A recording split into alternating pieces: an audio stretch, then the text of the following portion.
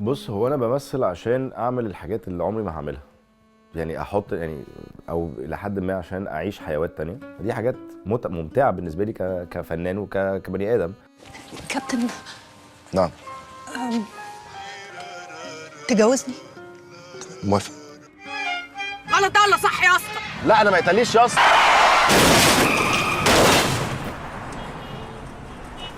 الحاجه المشتركه بيني وبين عزت حاجات في المبادئ، وحاجات تانية ليها علاقة بان هو مثلا واحد زي ده لما اضطر ان هو يشتغل نزل اشتغل على العربية عادي خالص، باحث وكل حاجة وبتاع. ودي رسالة مهمة جدا للشباب خريجين جامعات وكذا، بيشتغل ويتر في حتة او بيشتغل ايا كانت الشغلانة.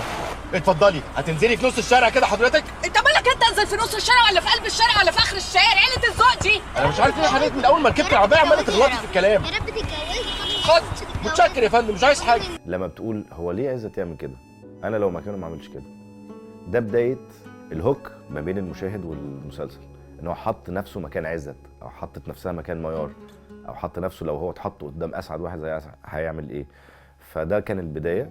وبعد كده ابتدت بقى الناس تعيش في القصة وتحب القصة وتحب القصة. ابتدوا يبقوا عايزين عزت وميار يبقوا مع بعض، فعايزين ده ينتصر. وبرضه ابتدوا يحبوا اسعد، بس في نفس الوقت اسعد عامل لهم مشكله ان هو مؤثر على قصه الحب. طب يا رب اسعد يحصل له في حاجه، يا رب عزت يرد عليه، يا رب.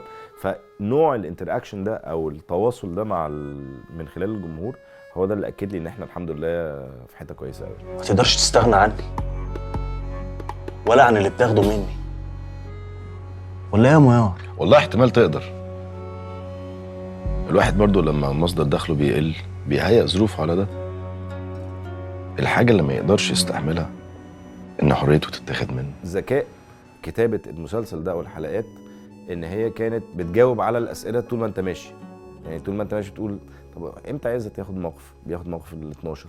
طب ليه عزت عمل كده في الحلقه الرابعه؟ فتفهم من الحلقه الثانيه ان هو عشان ظروفه وكذا وكذا وكذا. واحد زي عزت ده يقدر على واحد زي اسعد، فيجي حاجات قدريه تحل لك الحاجات دي كلها.